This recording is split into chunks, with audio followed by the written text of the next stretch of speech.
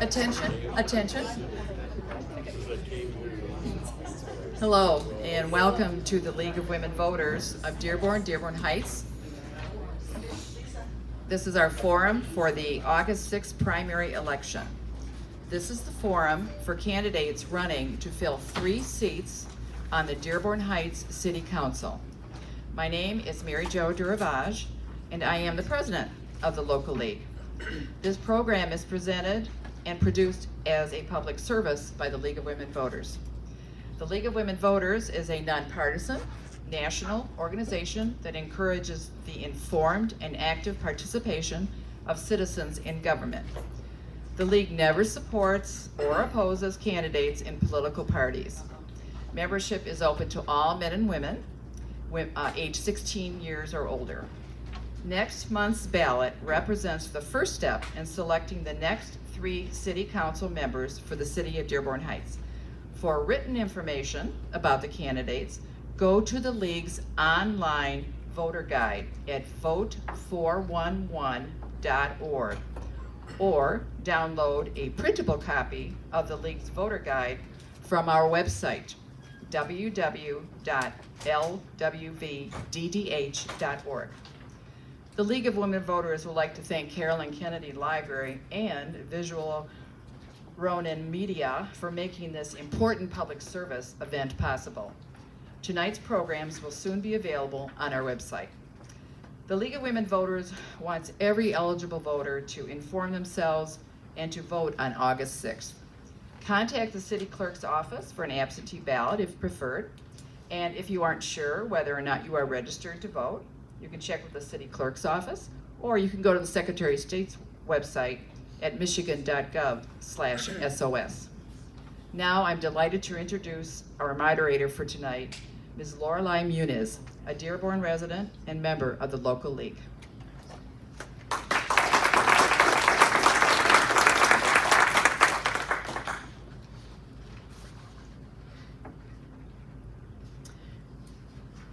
Today is Thursday, July 18th, and we are taping this program at Carolyn Kennedy Library in Dearborn Heights. As always, the League of Women Voters is not responsible for the views expressed by the candidates. Members of the audience, we request that you please turn off or mute your cell phones. Although we understand that you may wish to live stream video via your personal devices, we ask that you refrain from disrupting the sight lines of other attendees and from other disruptive behavior. We also request that you maintain silence as an oasis of neutrality, and that you hold your applause throughout the forum until the moderator has announced that the forum has ended. The candidates have agreed to the following. The first candidate to speak has been determined by drawing lots. Thereafter, the order of responses will be rotated. Each candidate will have 1 minute to make an opening statement and 1 minute to answer each question. We will end with each candidate having 2 minutes to make a final statement.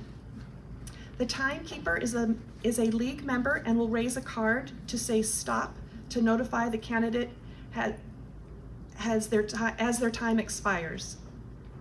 The questions include both those developed by the league and those solicited from the community prior to the forum. All questions have been screened to prevent duplication and personal attacks and to ensure that questions address all the candidates. Time does not allow for all the questions to be asked, and we encourage you to contact the candidates directly if your question is not answered. Contact information is available online at vote411.org. 9 candidates' names will be on the ballot to fill 3 positions for a 4-year term of the Dearborn Heights City Council. You may vote for up to 3 candidates. Their names in alphabetical order are Dave Abdallah, Ned Abajian, Jamal Bazzi, Larry Henney, Stephen Henry, Lisa Hicks-Clayton, Nadine Jones, Ray Muscat, and Rose Trepepi. The candidates have been asked to make a 1-minute opening statement. Jamal Bazzi is not in attendance. I will read his opening statement following the candidates who are present. We will begin with candidate Lisa Hicks-Clayton. Hi, good evening, everyone. I want to thank the League of Women Voters and everyone in attendance this evening for joining us. My name is Lisa Hicks-Clayton. I am currently one of the incumbents. This would be my third term that I'm running for. I bring 30 years of experience as a community servant, public servant in liaison advocacy. I'm a mother of 3. I have my son who's a firefighter with E-Course, my daughter who's a teacher, and then my youngest goes to Crestwood High School, public school. My education is a political science degree, and again, I went into teaching, and I did that for 21 years. As a city council member, I've worked very hard to continue my education. Through the Michigan Municipal League, I've received the award levels through the Elected Officials Academy. Award level 1 is education, level 2 is leadership, and level 3 is governance. With that, I am very active in the community. Several boards, including Salvation Army Advisory Council. I'm the president of that council. The Gulfview Manor Civic Association, I was president for 10 years. I write neighborhood watch programs. Thank you. Now, candidate Nadine Jones. Hey, good evening. Again, my name is Nadine Jones. Thanks for having me here today. I have been a flight attendant for 16 years, and I'm also a student at University of Michigan, Dearborn. I am currently working on my master's in public administration and public policy. I served 2 terms with the AmeriCorps, serving veterans, and I started my own nonprofit 3 years ago, Love a Michigan Vet Project. So I truly have a gift of serving, and I have a heart to serve, and I want to be able to assist our community on a greater scale, and that's why I'm running today. Thank you. Good evening, everybody, and thank you for being here, and thank you for the League of Women Voters for the invitation. My name is Ray Muscat. I've been a resident of Dearborn Heights for over 50 years, and I wear my pride on my sleeve when it comes to the city. Anyone who knows me has seen my passion. I'm married to my wife Lisa. We have 3 children and 5 grandchildren. And I am a retired Ford skilled tradesman of well over 42 years, and currently a council member serving my first term. I've attended city council meetings 10, 12, 13 years. I kind of lose track of all the council meetings and the study sessions I've attended. And my will is to serve the public and only the public. Thank you. Thank you. Candidate Rose Trepepi. I thank the League of Women Voters and having me here today. I have lived in the city since January of '72. I've raised 2 adult children. One is working at Schoolcraft. He's the head of admissions. My daughter's a special ed teacher in Flat Rock. They went through District 7 and did very well. I am retired from UAW Ford. I had 34 years there.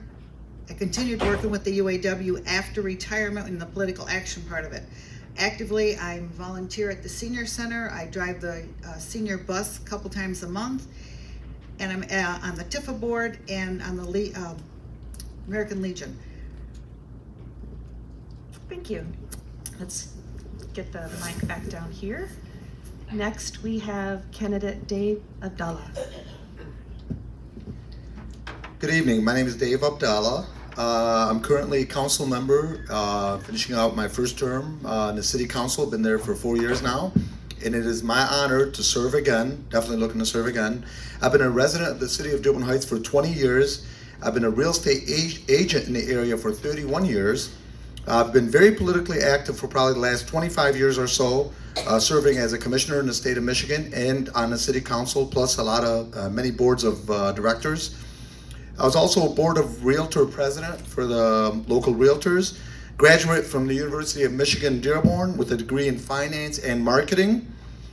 The agenda for me on the next council run is I'm trying to save as much taxes as possible for our residents. I'm going to be working on public safety, of course, for our residents, and work on improving the schools and the parks, and look forward to serving this country and this great city. Thank you. Thank you. Next is candidate Ned Apigian. Thank you, Lorelei.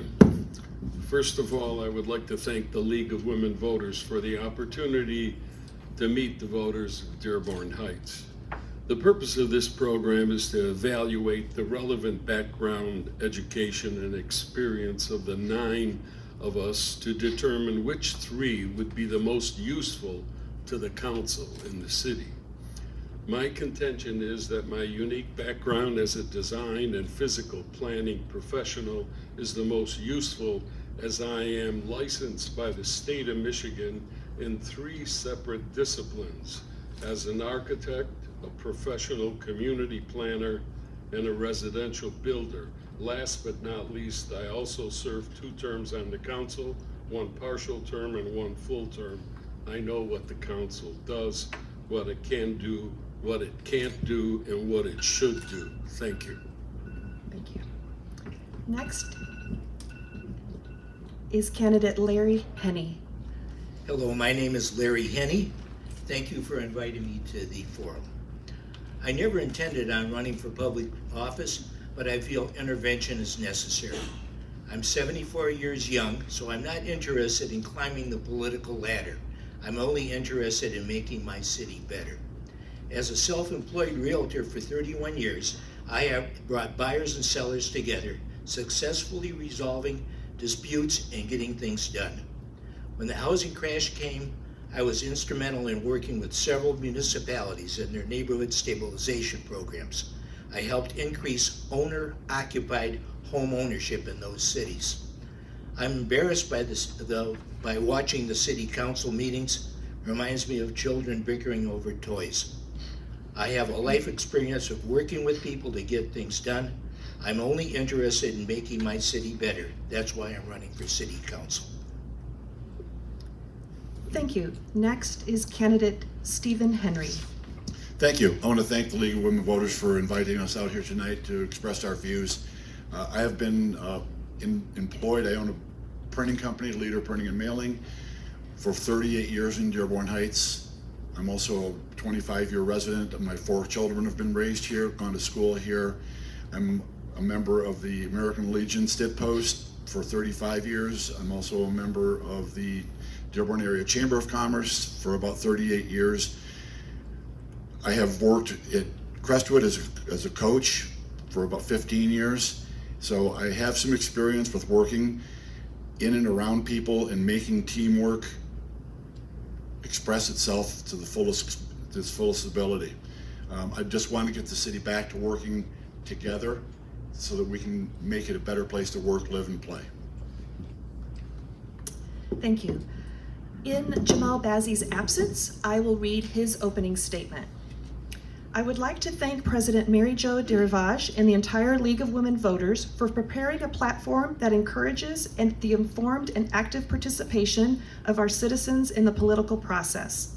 It's an honor to be in the room with people who share the same goals. It's also with a heavy heart that I ask for your understanding and compassion as to my unattendance. You see, I believe beside every great man is an even greater woman, and my greater woman, my wife, is just coming home from surgery, and I would like to attend to her needs and the kids. I am confident you understand my position and that I'm extremely honored by your invitation. I hope one day both my wife and I would be able to attend a League of Women Voters event side by side. With warmest regards, Jamal Bazzi. Now we will begin with questions. All candidates will be given 1 minute to answer each question. First question. And we will begin with candidate Nadine Jones. How do you plan to reach out and learn the residents' concerns in order to act as their voice in city government? Well, for me, I'm pretty open. I said I have my own nonprofit, so I'm always very available, and I'm always in the community. I'm active, so if anybody ever wants to call me, email me if you want to meet for coffee. I said I graduate in December, and I'll have plenty of time. So currently, I'm only working 8 days a month at the airlines. So being a city council member, I said I want to be here, I want to be available to you all, and then I hope to work alongside the rest of everyone else. And just like the gentleman down there said, I want to see something different within the council. I want everyone to get together, to work together, because it's very important to be able to work together, to be able to serve you all better. Thank you. Next is candidate Ray Muscat. I've made myself available 24 hours a day, 7 days a week. I'm willing to bet that 7/8 or 15/16 of the population of this city has my phone number on speed dial. I think my wife can attest to that. So I'm available anytime, any place, for anything. I don't care if it's for coffee, come to my house, I go to your house. I've been visiting people when they call. I don't turn anyone away for anything. It's my job to represent you, not you represent me. Thank you. Now, candidate Rose Trepepi. I would love to get out and have the people contact me or get out in the street and see what they need. I did want to go, and I have started on some of this, going to the directors of the different departments and asking, what do you expect out of a city council person? What do you expect if I get elected for me to do to make it easier for you? And that way it'll trickle down into the residents and to the people that work in the city.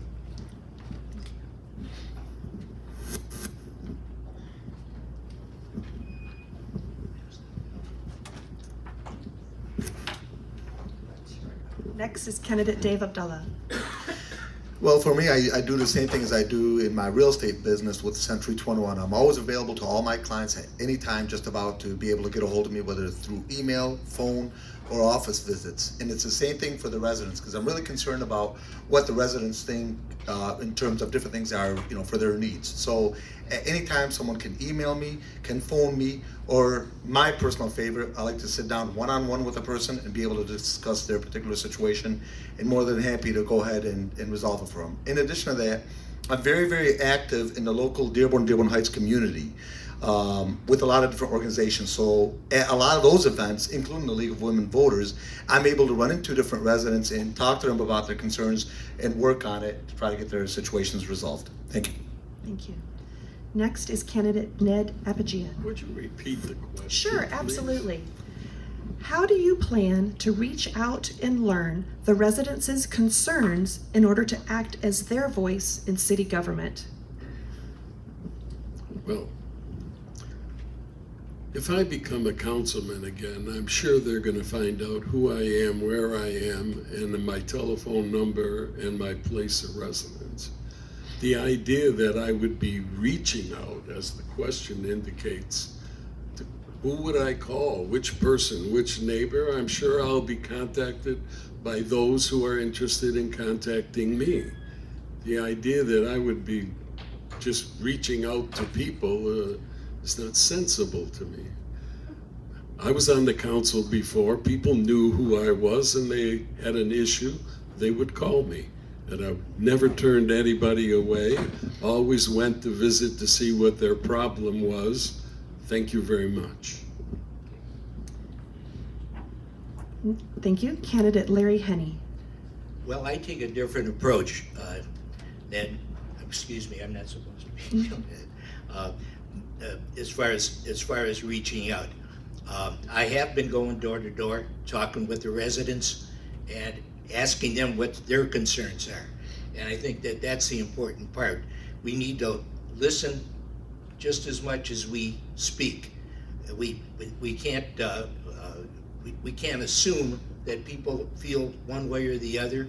It isn't what my opinion is, it's what your opinion is, and that's where we have to start. So I am going door to door, I am reaching out to folks, but I'm also giving them my phone number, my email address. You can reach me at any time. I am a realtor as well, and I operate my business the same way I'll operate this. Thank you. Thank you. Next is candidate Stephen Henry. Well, we do have a website, a Facebook page, so we're available there. I've been in this community as a business owner for a long enough time that I see people each and every day. They come in, they make copies, they order printing. I have a good relationship down at the Post with the members there, so I can speak with them. I'm open with my neighbors. I do plan on going out door to door, meeting people, although I think that's a somewhat ineffective way to get to know somebody. It's not always that they're willing, ready, and able to talk when you show up at their door. And I think it's a little bit invasive What we are going to do is on the north end, on July 28th, we have got a space reserved in the park. We'll have more details. Lynn Killian is my campaign manager, and she's going to make it available. We're going to invite families to bring their children and sit down and talk about the issues that they have on their mind. And we're going to do it again on August 4th in the south end. So hopefully we can get a good turnout and we can, thank you. Thank you. Next is candidate Lisa Hicks-Clayton. Thank you. So what we're talking about is civic engagement, the importance of that. And I will tell you, I'll do the same thing I've been doing for 8 years as your city council member. And that's offering constituent office hours, office days, constituent service days. That includes going out and talking to our residents, hearing what's important to you. Fight blight, we do fight blight drive arounds. I'm available on social media. I'm available, everyone pretty much knows my number and information, and I'm available 24/7. That's pretty much a true statement. I've had calls come in as late as 11 p.m. on a Sunday night. I will take your call because I work for you, and I take it very seriously. I do home visits as well. We get together. We have my policy for you is a 24-hour return call policy. So if you call me, you're going to get a call back that day before sundown. You're going to hear from me, and we're going to find out what you need and how to work together. I'm out in the community every single day. Every single day. I'm in the senior centers. I'm going to neighborhood meetings. I'm out there rolling up my sleeves and cleaning leaves and other things for you. Thank you. So the next question will begin with candidate Ray Muscat, and it is, how will you ensure that residents in both North and South Dearborn Heights feel that they are fairly and adequately represented? That is a question that's been plaguing this city for as long as I can remember. North End, South End. As far as I'm concerned, it's one city. And to assure people that they will be treated equally is not just a council person's job, it's the entire city administration's position. Now, I can't control what other people do. All I know is I listen to the residents' wants, and I listen to them very carefully. And I do what the residents want me to do. And that's not just for the south end, that's for the north end, east side, west side. It doesn't matter. We're all one city. And I even belong to a group of people that live predominantly in the south end. And I'm a north end, that's where I live. But I have lived in the south end, and I feel their pain, and I'm only going to try to do the best that I can, and that's the only promise I can give anyone is the best I can. Thank you. Next is candidate Rose Trepepi. I don't believe it's the south end or the north end. It's the south side, the north side, but we're not an end. We are a beginning. And sometimes the people in the south end feel like they have been neglected or abused. That's where I'm from. I've been there for 47 years. I don't feel neglected or abused because I believe my area is better than anybody else's. We can stand up to anyone, we can hold our own. Trying to get everybody to realize that is another story now. But I would try my best to make everybody feel that they are equal and they are the same, and get rid of the ends, because we're not ends, we're in the middle and the beginning.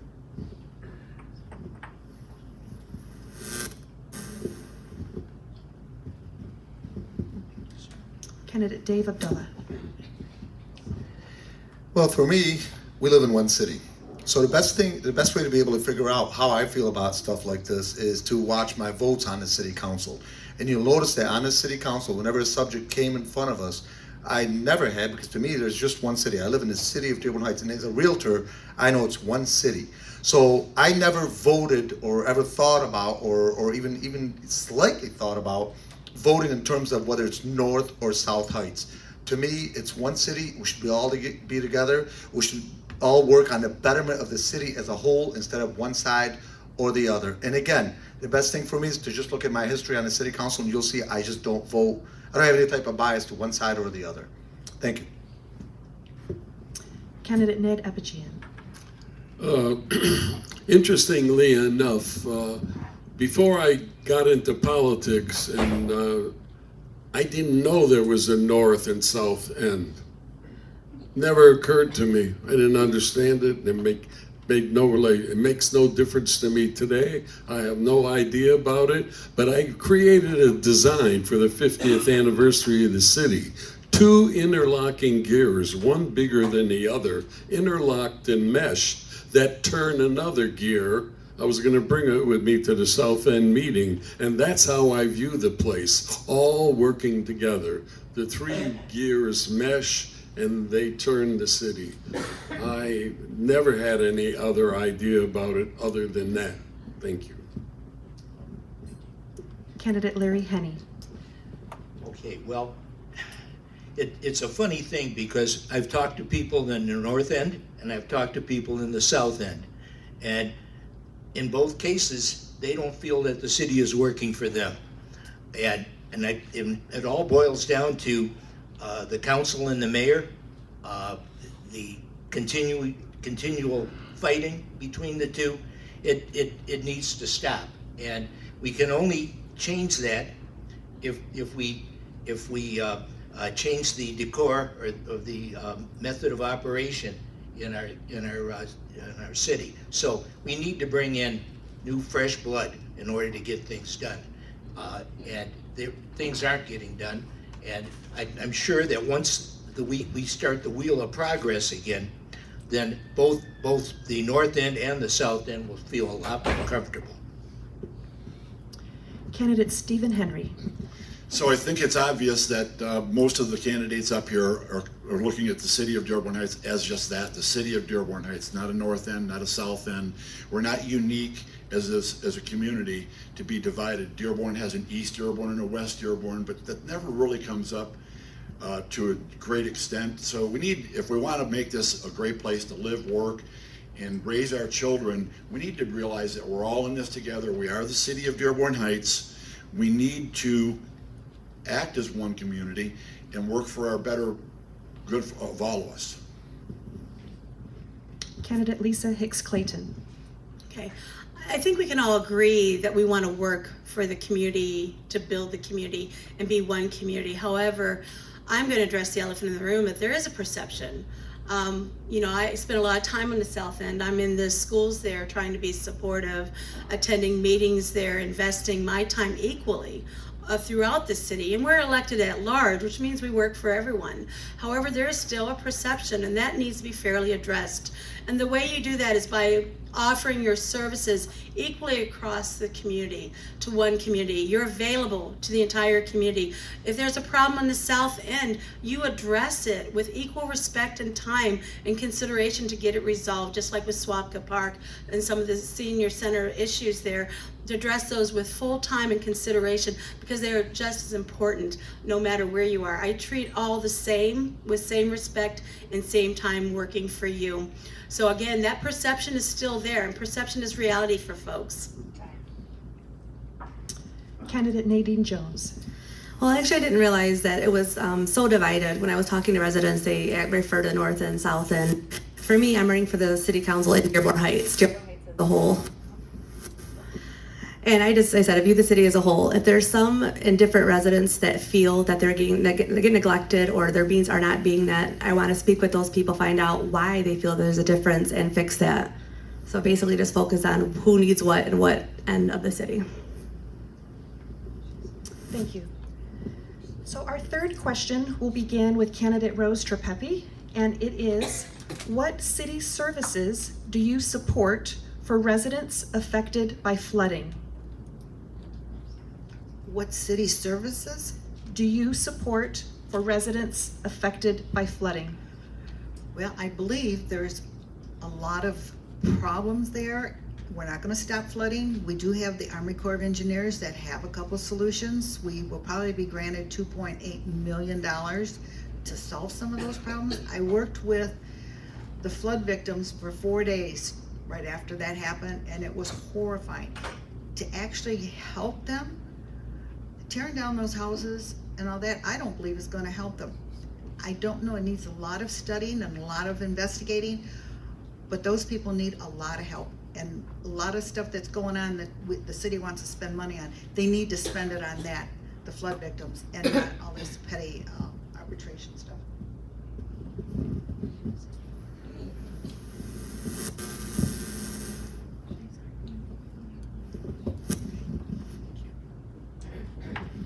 Candidate Dave Abdallah.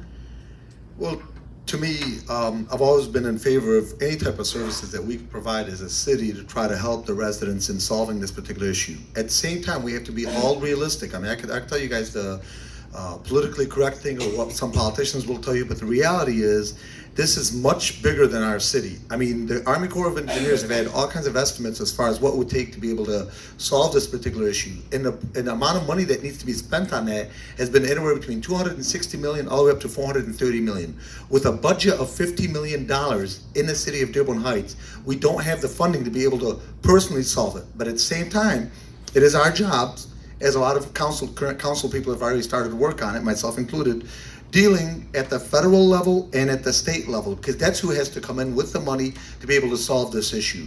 Some of these homes that are built in those areas should probably have never been built there in the first place. It just was not the right area to build in. Thank you. Candidate Ned Apagian. The question is, what city services would we support to help the people in the South End? I don't want to repeat what Dave said, which is absolutely true.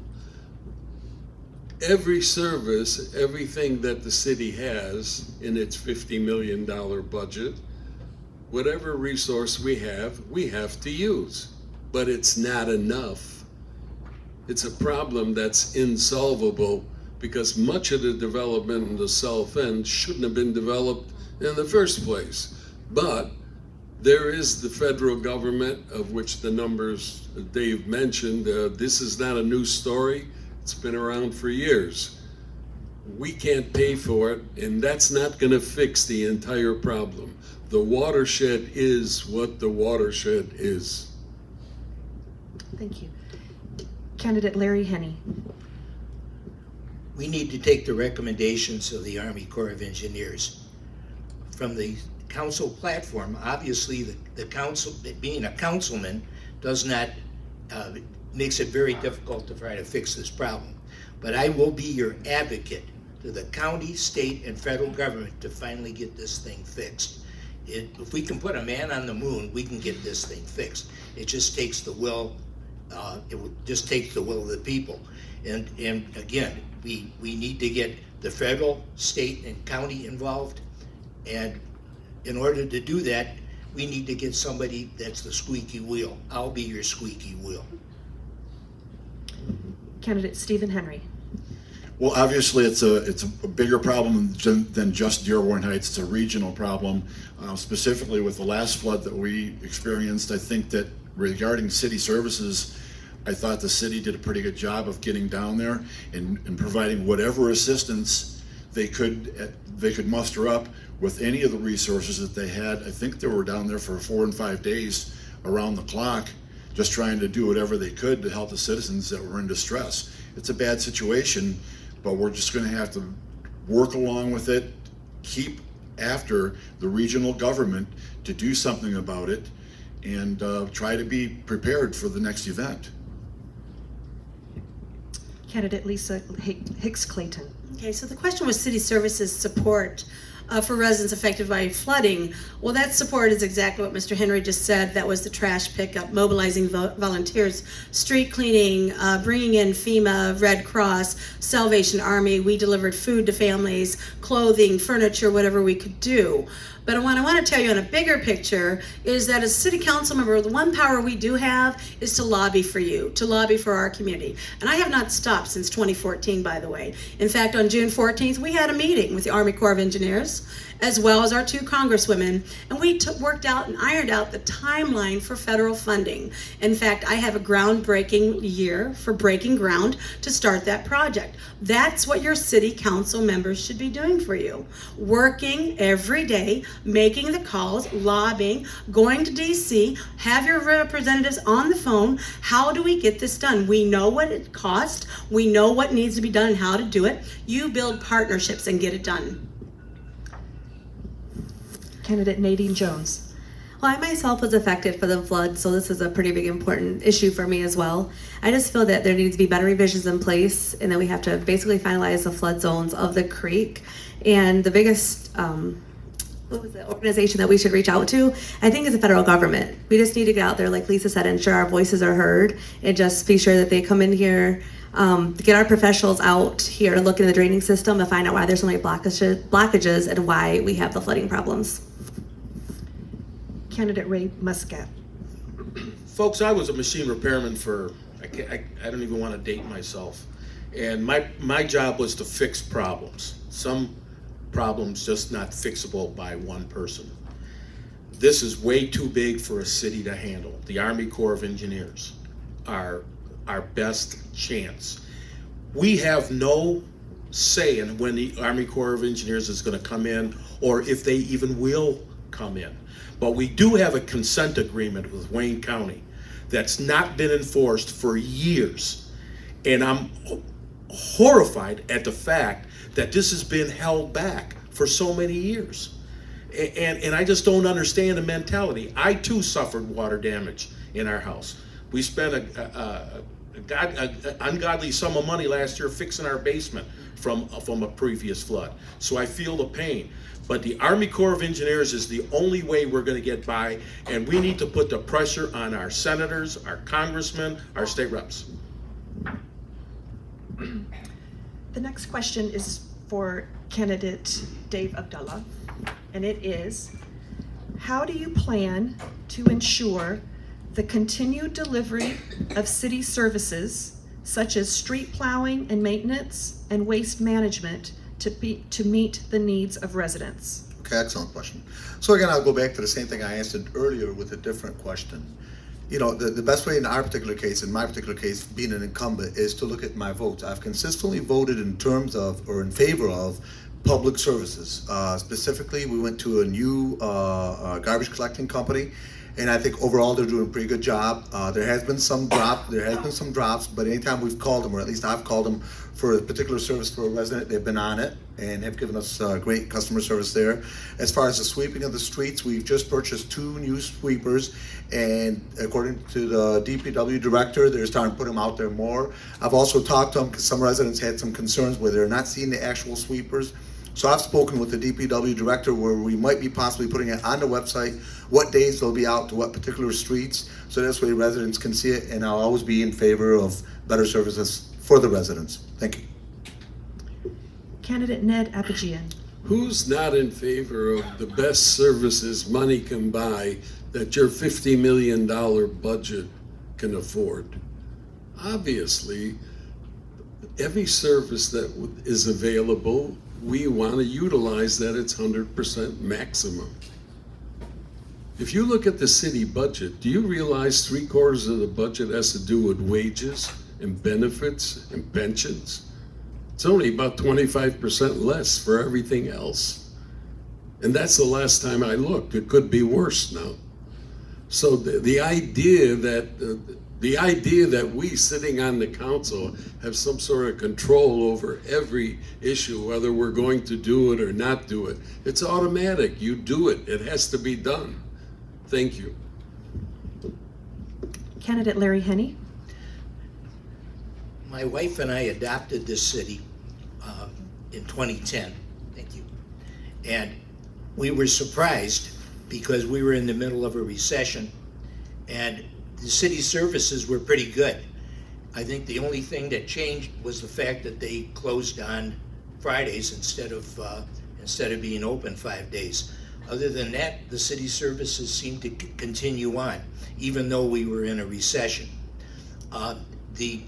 It is very important to have good city services, but in the same token, I have talked to people on the south end of the city who have complained to me about not ever seeing a street sweeper, that they've never had one come down their street.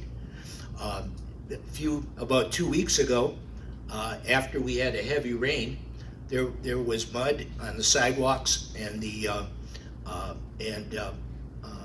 on the street. Thank you. Candidate Stephen Henry. I think the city services that we are experiencing now, I think they're pretty good. I think that if we want to attract new families into this city, along with city services, we need to have strong schools. Okay, we need to have community schools that work together. If a young family is looking at property, I think those are the two things that they look at, the city services and the schools. And if we can maintain and keep up with technology, I think as time goes on, city services with regard to what goes on in City Hall, it's going to be a little easier to access some of the forms, some of the reports, some of the fines or fees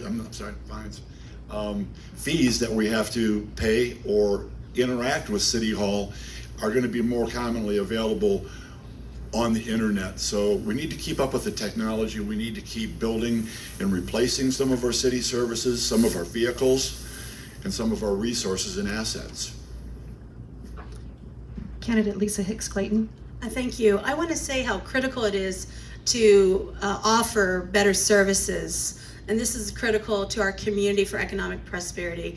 As you said, Mr. Henry, whether it's attracting new families or keeping families, that works hand in hand with better schools and recreation opportunities for families. But the question was public services. So with that, I've always fully supported our funding. Funding is really what your city council does.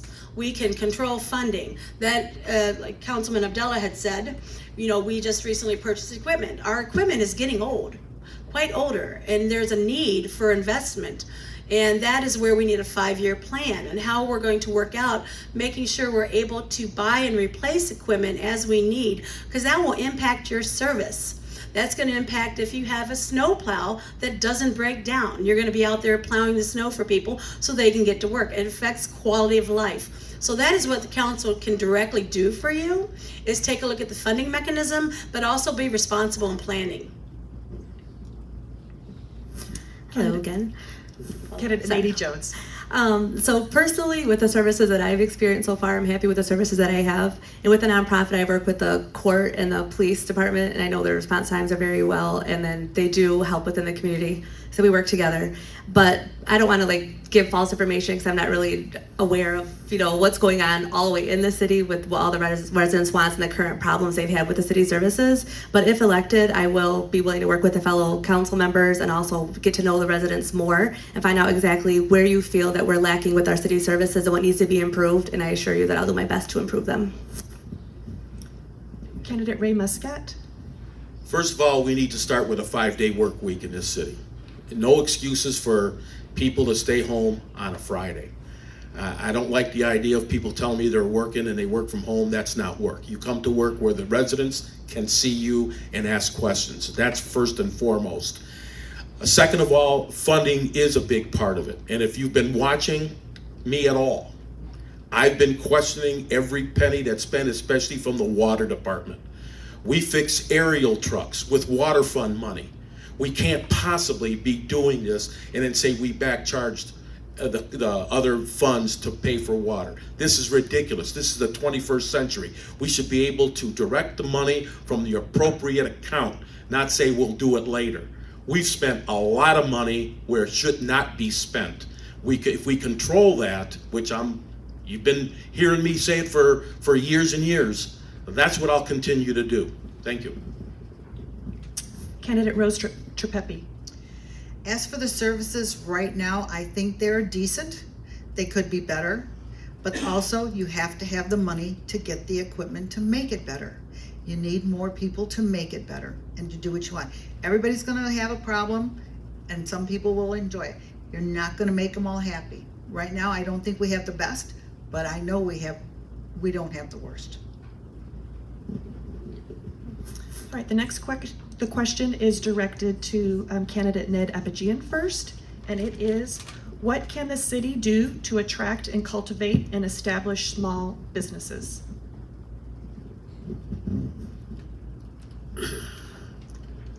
I don't know if I have an answer as to what the city can do to attract small businesses.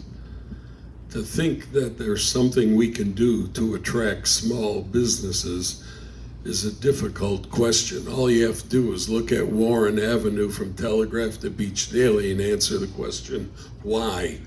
I really don't know. Unless you give them 100% tax break and don't tax them on their profit, I have no idea what can be done. But you must understand this is a bedroom community. and the limitations of a bedroom community in terms of attracting certain kinds of businesses has limitations. It's a mind-boggling issue for me as to how we can stabilize our small. I watch them come and I watch them go as fast as they come and go. I don't know what the answer is. Candidate Larry Henny. Well, there isn't anyone that doesn't want a robust business community. And of course, I would encourage that. I think we need to have an ambiance of welcoming the businesses to our city. And in some cases, I think we have even limited competition, and we need to stop that. We need to start welcoming businesses to our community as long as they fit in with the city master plan and our ordinances. Then we should welcome them. Thank you. Oh, sorry. Candidate Stephen Henry. Well, as one of the small businesses on Warren Avenue since 1981, I know firsthand what the problems and the difficulties are of staying in business in Dearborn Heights. And there are things we can do.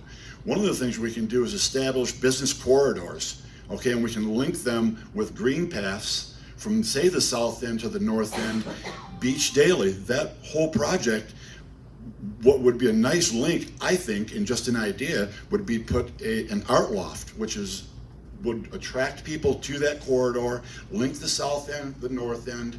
We should also consider establishing downtown district authorities, and the state would then we could capture some of the tax revenue, and we could then support things like, what would it cost to have a farmer's market? Okay, a food truck or a truck rally or some events that connects, one in the south end, one in the north end, that get people stopping and saying, oh, I didn't know that business was there. Candidate Lisa Hicks-Clayton. Hey, thank you. So I have served on a regional economic development team through Southeast Michigan Council of Government. So there's a lot of tools that are available to us, and I would love to see the city of Dearborn Heights utilize these tools, including branding your community. A lot of communities have gone to branding so it stands out and it's something that sticks with people.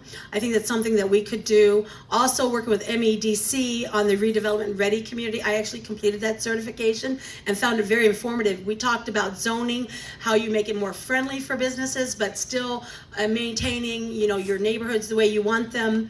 Also, being business friendly means one-stop shopping. So you come in to set up a business in our community, you can go to one place to get your permits established for getting your business open, get your inspections scheduled, and also get your business license versus having to run around and try to do it over several days or weeks or months, because that delays opening up business. We want to welcome businesses to our community. And again, a good point is placemaking. How do you develop where people want to come? And that includes your talent. Stop. Thank you. Candidate Nadine Jones. All right, mine is very simple yet effective. What I would do personally is ask the residents what they want to see and what businesses we're lacking, and invite those businesses to come, and then just encourage our residents to support those businesses. Candidate Ray Muscat. Thank you, Nadine Jones. I'll have to say that, listening to the people. We recently even had an ordinance about hookah bars. We need to establish the type of businesses that we want, and not only just the type of business, but who's running the businesses. You see a business open, and then 6 months later it's closed. You got an empty building, no tax revenue. Building starts getting run down. We have to do our due diligence in watching who's going to be there. Okay, and again, it's just like Mr. Apigian said. It's very difficult. To have people come. You're going to need investors, people with money that want to come in and redo either property. We also don't have a lot of vacant land in this city. We don't. We're not like Livonia, where a vast amount of land is available for somebody to come in and erect a large building. Candidate Rose Trepepi. We can attract all the businesses we want, but if we as employee or people of this city do not go to those businesses, they're not going to make it. And it's very hard to have a small business today. With you have these big companies and all these taken over, it's very hard. But I would try. I have tried on Van Born. I'm a part of the Van Born corridor, part of Tifa. We've done it on Beach Daily. We got businesses in there. Tried on Van Born. They're there maybe a year and they're gone. So we have to also support these small businesses when they come in there and see what do the people want us to have.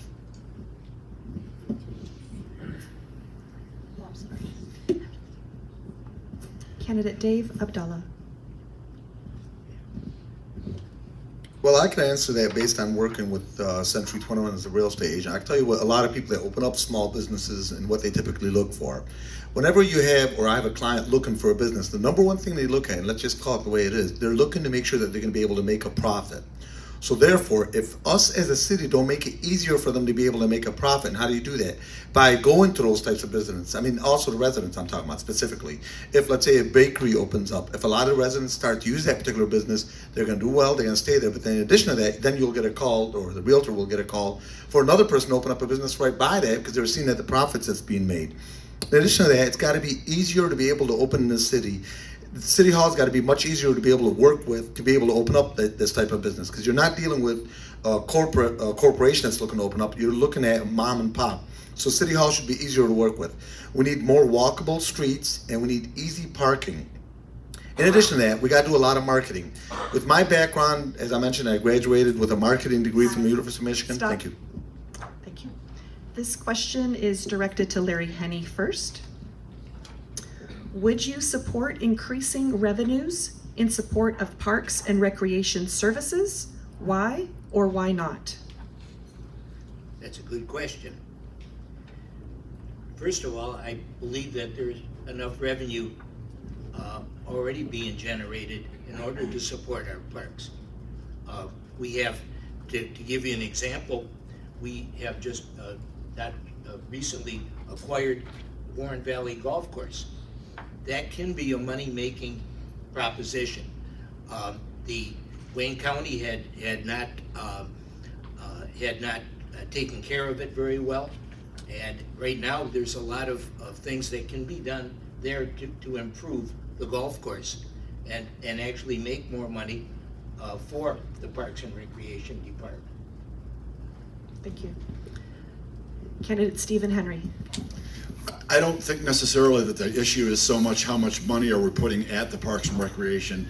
I think maybe where our efforts are directed.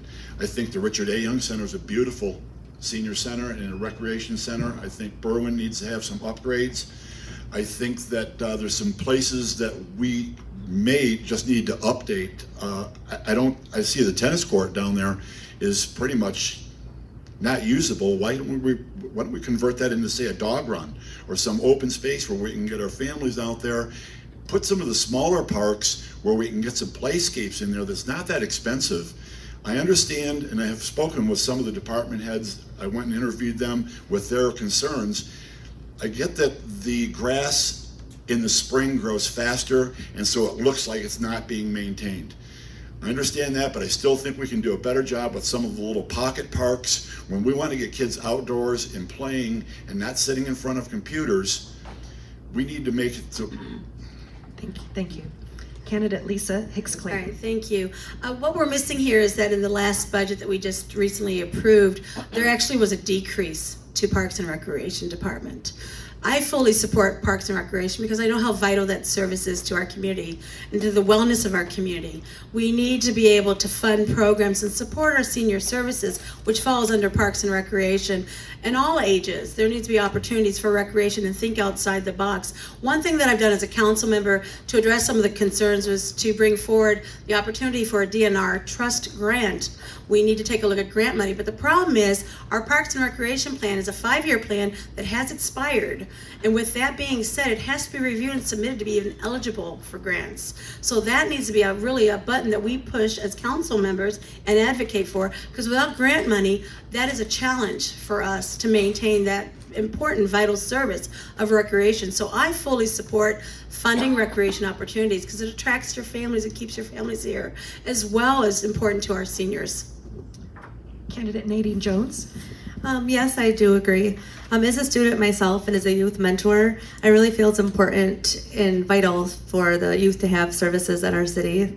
And also, if you want to be attractive to younger residents, younger families, or again, seniors, I think it is important. And also, as the gentleman down there stated, the dog park, have dogs myself, and I'm very envious of the Dearborn Dog Park, and that's something minute and small that can make a big difference in our city. Candidate Ray Muscat. I, along with Lisa Hicks-Clayton, I agree with her on the revenue side. The budget was cut for recreation. We asked questions. It was because money wasn't used from previous years. To me, that's not an excuse to cut the budget. Just leave it there and let them use it. But we also have to get our grants. Lisa and I, and I'm going to mention her name because it's fact is fact, that we sat with even former Senator David Kniezek about trying to get money for the ball fields down in the South End behind the Richard Young Center. That just went away, and we don't know why it went away. There was a lot of money to capture, and it's really not up to just City Council to do this. This is the entire city organization, okay? They need to go out and find this money. The nice building that's being erected at the Canfield Center now at the Canfield Ice Arena. This is being done with private money. Stop. Thank you. Candidate Rose Trepepi. I believe we need to support the Parks and Rec Department very much. It will attract young people back to the city. People will buy homes if there's something for their kids to do. We have a new Parks and Rec director. He's a young man. He has fresh ideas. He might be able to turn this around because it hasn't done anything in the past few years. But we need to get these young people in here to do things to get our city going again.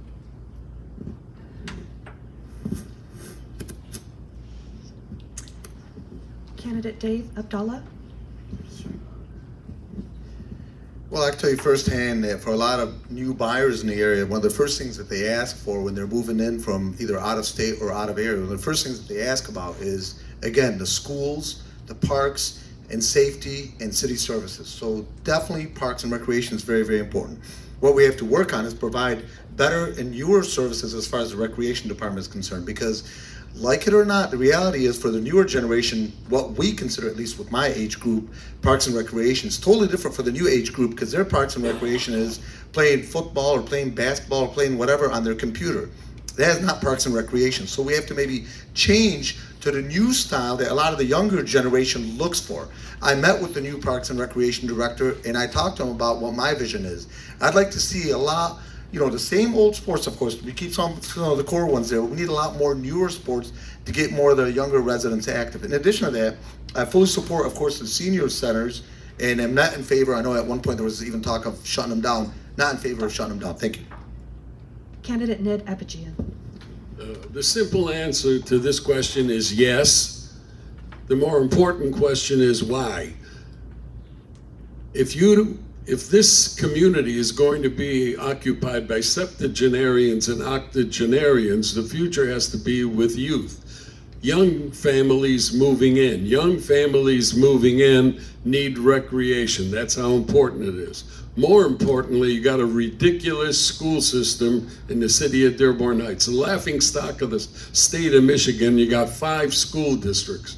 Dearborn Heights is half the size of Dearborn, and Dearborn has 1 school district and stole the best part of Dearborn Heights. So you want to attract young people, should be the question. You do that by having a first-class school system.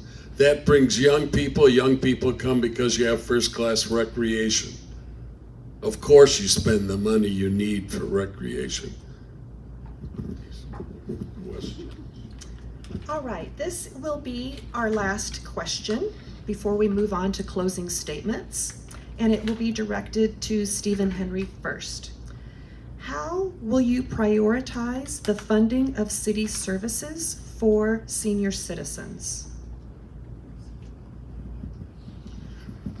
Well, I think I mentioned it on my last comment. I think it looks like the Berlin Center needs some improvements. It looks like it's dated. I think that we do need to find the funding to set aside to start upgrading that. And I think that that would probably be my primary concern would be upgrading that facility more than at this particular time.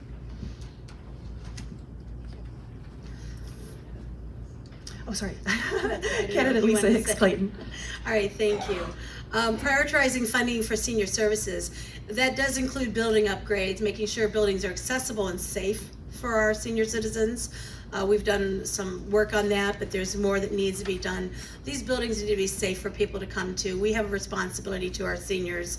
You have worked your entire life to build this community. You deserve that. You deserve a safe, clean building. We should be funding that to make sure it gets done for you. Again, accessibility, as you get older, there are some challenges with mobility. We need to be mindful of that and being compliant with the Americans with Disability Act, and also offer you enriched programming. I know our Deputy Director, Kim Constant, and the staff at Eaton and Burton Senior Center have done a wonderful job with senior services and programming, but I think that's because also the residents that utilize those facilities, they are the backbone of those centers. And by working together, we should brainstorm on what you want to see and how do we get it done. And if that means developing, and we continue to develop community partnerships, Thanks. we do. Thanks. Candidate Nadine Jones. Would you mind repeating the question again, please? Yes. How will you prioritize the funding of city services for senior citizens? Well, I agree with Ms. Lisa over here. So basically, it's important to hear from you all and hear from the residents. What do you all feel is lacking? What do you feel can be improved? And like with the ADA, actually there's a student that I go to school with now that's handicapped, and he's actually been working in Dearborn and Dearborn Heights trying to make sure that buildings are accessible and the elderly or disabled are able to utilize them. Candidate Ray Muscat. I've heard about the Berwyn Center twice now, but we forgot about the Eaton Center. Even though we don't own that building, it is a senior center, and that's in sad shape too. And we need to do something for that building as well. And we've come and visited the problems, the refrigerators, the tile on the floor, the kitchens, and we've tried to do our best to try to get that fixed through the maintenance department. Trying to help seniors is making sure that their garbage cans are being able to be pulled out on time, be put back in. Those are services that we can offer, but it seems like we're not publicizing it enough, okay? We need to, ADA requirements in this city have lacked for years, and with Lisa's help, it's come to the forefront quite a bit in the last 4 or 5 years that I know of. And I wish I was more astute on it like her, so I kind of take a back seat to her and follow. Thank you. Candidate Rose Trepepi. Prioritizing the Eaton Senior Center where I volunteer. It needs a lot of work, but the people are very happy. They come in, they participate very well. They need more. That we nearly need to listen to see what else they want there. Today, chair volleyball was very sparse, but they do a lot. They have a good time, and that's the priority. I want to see them, even if the building's a little shabby, as long as they're there having a good time, that's the main thing. Thank you. Back to candidate Dave Abdullah. I believe personally that seniors are a very, very important sector of our community. We definitely got to do everything we can to try to provide more and more services to them. I can tell you, a lot of other communities, of course, have some centers for seniors. I think ours can be improved. I definitely see some upgrades that need to be done. And again, I'll go back to an initial answer I gave earlier with a different question where, I've consistently voted in favor of the senior centers being improved. I also believe that we should also work with some of the existing centers in the area that maybe are not necessarily city-owned. For example, Hype, the new Canfield sports complex with Mr. Mackey. And then in addition to that, for example, some of the different sports gyms and what have you in the area, for example, the one on Gully, etc., maybe do some sort of subleasing or coordination with them to help our seniors. Thank you. Candidate Ned Apigian. The question is, how would we prioritize? It would be top priority. That's the answer to the question. Now the question has to be answered again. Why? Well, this is a senior citizen community, septuagenarians, octogenarians, and they all vote. So all of us are politicians. We're going to make sure they get everything they want and need because they vote. So that's the answer to that question. But the real answer is the community economic development budget that we get annually. We have to figure out ways how to get as much of that money out and using it on those buildings. That's a lot of money. That's over about $900,000 a year. And you just got to figure out how you could get it to the right use to fix the buildings in question.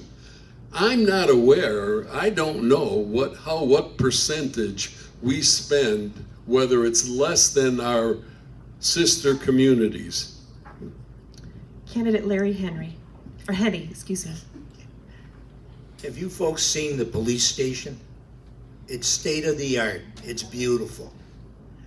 And I'm all for having a strong police department and a vibrant police department, but we can't spend that kind of money on a police station and not be concerned about our seniors and our senior centers. When you compare the two, there's no comparison. We need to get serious about seniors. I'm a senior. There's several of us here that can sympathize with most of the seniors that are here today. We also need to look at transportation. If you can't get to the senior center, then having a senior center doesn't do any good. So we need to have as much transportation available for the seniors as possible. And we should expand the hours for the senior centers as well. Thank you. It's now time for the candidates to make a 2-minute closing statement, and we will begin with candidate Lisa Hicks-Clayton. Great, thank you. Well, thank you, everyone. Again, I'm Lisa Hicks-Clayton. I'm running for re-election for my 3rd term. I want to be really direct with you and tell you I'm a public servant. I'm a faithful servant. I get up every day and I start with prayer and devotion. And I ask, how can I serve my community? What can I do to improve quality of life for others? That is my focus when I get up and I serve. My full attention is on you, the community. How do we make things better for everybody? How do we attract new families? How do we make sure you have better services? How is recreation working out for you? Are we meeting your needs? How do we develop community partnerships that truly benefit everyone? Very inclusive. I welcome people. We work together. I mean, I am very honored to be your city councilwoman. I ask for your support for re-election. Primary is August 6th. I do appreciate everything that you do and know that I'm always available to you. Always available, always working for you. And that is really all I'm going to say about that. That's who I am. Thank you, candidate Nadine Jones. Again, I'm Nadine Jones, and after working with my nonprofit and helping veterans the last 6 years, I just really want to be able to help our city on a greater scale. And I just feel with the current members right now, I just feel that government should be transparent, especially at our local level, because we all even live in this community. So if our community thrives, we thrive. I feel the government should be open and share information concerning issues and how they're being tackled, and there needs to be trust. By being open, we can work together and make our community better for all. If I do get elected, I will be open to listen and learn from not only my fellow council members, but from my fellow citizens as well. I'm one who believes that leaders should stand up for the citizens and ensure that everyone is treated fairly. I would love to see everyone working together. As leaders of our city, it is important for everyone to be on the same page to get things done. There seems to be a current disconnect. I'd like to help resolve that issue. I'm looking forward to working together with the council and to put the needs of all of our citizens first. And I just want to make the corner of my world a better place. I began earlier today by saying I wear my pride on my shoulder, but along with that is my passion for the city.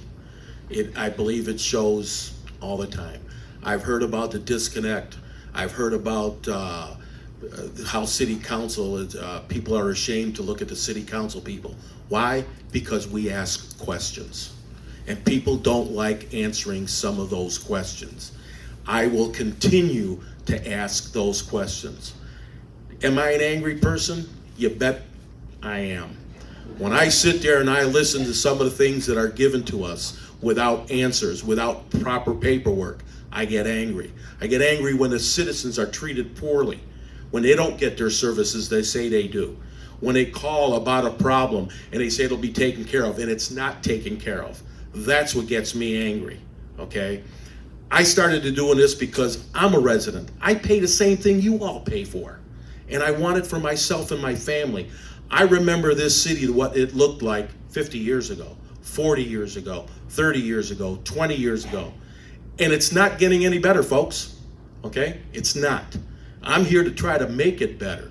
I've been always one that tells people, hey, have pride where you live. Cut your grass, sweep up underneath the curb, do something, you know. If you have weeds, okay, but keep them cut.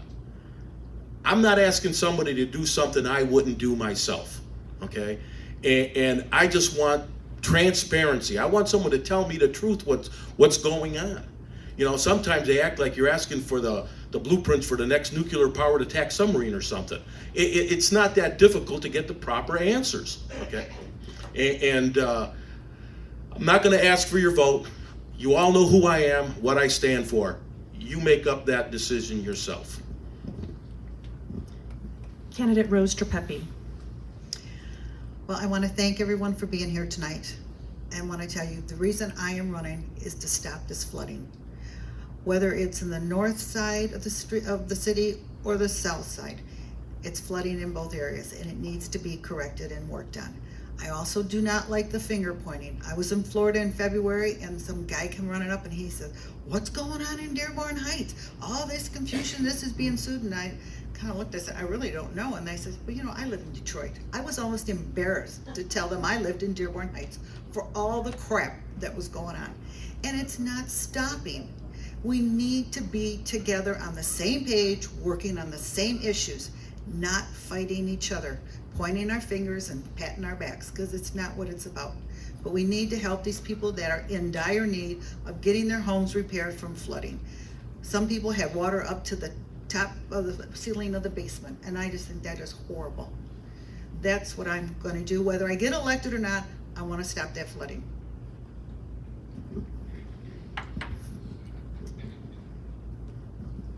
Candidate Dave Abdullah. Well, I'm not looking to get elected as a politician. I'm looking to get re-elected again as a public servant. I love serving this community. This is a community I've lived in the city of Dearborn Heights for over 20 years. I've lived in the area for a good 44 whatever years.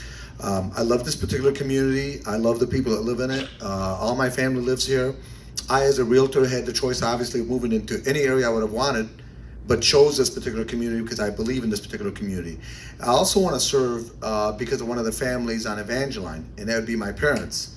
My dad, his love for this country is unbelievable. I mean, he's got probably about 20 flags all over the house, United States, American flags. And that's why I love to serve this community, because it makes him happy. He's happy that I'm serving this community. My mom's not happy because she says you don't need all this stress. But you know how mothers are, they're always gonna be protective. I also believe that, you know, as a community and as a city, we need to have the two bodies of our government working together better. I believe there's not been enough agreeing to disagree. I always listen to other people's opinions. I'm always open-minded about other people's opinions and other council members' opinions. I just wish that there'd be a little bit less tension in the council meetings. Everybody can give their opinion, but again, I just wish there was a little bit less arguing. In addition to that, I want to continue to work on the safety of the residents. I want to continue to work on city services. I want to continue to work on improving the parks. I also want to continue to work on senior projects, because I believe this is a very, very important factor in our particular community. I've served in this particular community for, you know, as far as either politics or different organizations or community organizations for over 30 years, and will continue to do so, and it would be my honor to serve this great city again. Thank you. Candidate Ned Abajian. Again, thank you very much for this opportunity to meet the voters. I would like to remind our listeners to read the questions and answers, the leaks questionnaires to the candidates on their guide and on the internet. I understand they have no guide this year. I am sure every question presented here covered the issues. It did not cover all the issues presented to us in written form. Certainly did not. Secondly, please research the questions and answers presented to us as candidates by the press and guide for the same reasons of brevity. Thirdly, please read carefully the printed material mailed to you for the content or lack of any useful information about the other candidates that qualifies them with the insight and solutions to the problems we face as a city. Not every issue was covered today due to time limitations. Candidates that tell you nothing or don't show you anything don't deserve your vote. I want to point out a very important issue as to many ideas that unfortunately may have come up in this meeting. There are many justified complaints I can make, and others have and will be made in the future. They are due to the limitations of the city charter. The charter, as presently constituted, gives the administration or the mayor most of the power by design. Roughly, mayor's power might be 75%, the council's 25%. It's like playing marbles. He has most of the marbles and they're bigger than ours, and he has more of them. We need a charter change that will correct a 50-year-old document. It's time, it's consuming, and it's expensive. Candidate Larry Henny. The truth of the matter is that the current council and mayor are too divided. We need a change. We need to bring back common sense. I will always conduct myself in a civil and professional manner. I will be accessible to all residents. I will listen, learn, and represent. I will work with you to address your issues and concerns, and I will create a culture of fiscal responsibility, transparency, and accountability. Do you know that regardless of the outcome of the election, that the mayor and most of the current council will be there for at least another 2.5 years? I don't agree with some of the people in our government, but I will work with them and get the job done. If you're satisfied with the results of our current council and administration, you should vote to retain the incumbents. If you're embarrassed like I am and want to see our city move forward, then vote for me.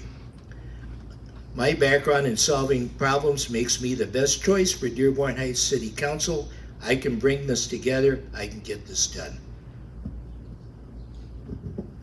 And candidate Stephen Henry. I want to thank everybody for being here tonight, taking the time out of their afternoon to share this time with us. And I also wanted to point out that I'm not a politician. Okay, I'm a resident, I'm a father, I'm a businessman. 2 years ago, I retired from coaching football because my wife asked me to spend more time in the afternoon at the office so she could be with her grandchildren. Unfortunately, she passed away and it left me with a void for an afternoon. And I decided, after watching some of the city council meetings, that all of the divisiveness, all of the disharmony needed to be corrected, or at least we could try. I spent my life building teams and working with teams, and I think that I can benefit the city to that end. I think that there's always reason to have discussion, but the discussion doesn't have to get personal. It doesn't have to berate people. It doesn't have to say something bad about them. It's okay. We'll discuss things until we get it solved. One of the things that my 4 daughters, when I sat down to ask them what would they think if I were going to run for city council, and I said, I think we need a mission statement. And they came back the next day, and their mission statement was a quote from Eleanor Roosevelt. Ironically, in a house full of women, Eleanor Roosevelt's probably going to win the day. But her quote was that great minds discuss ideas, average minds discuss events, and small minds discuss people. So what we need to do is stop being small-minded and average-minded. We need to start being above that. We need to have great minds. We need to solve, this isn't a bad city. This is a beautiful community. We just need to put it together, put our resources, and make sure that we can work as one team and make it a better place to live. It's not that hard. Thank you. Thank you. Thank you all for being here. Can you hold your applause, please? Can you hold your applause? Thank you all for being here. If you have further questions for any candidate, we encourage you to contact them directly. Contact information for each candidate can be found at vote411.org. The polls will be open on Tuesday, August 6th from 7 a.m. to 8 p.m. Absentee ballots are available from the city clerk's office, and you can get one for any reason. Do not forget to vote. Lastly, candidates, we appreciate the commitment it takes to run for office, and we would like to thank you for participating in this forum. The forum has ended. Thank you. Thank you.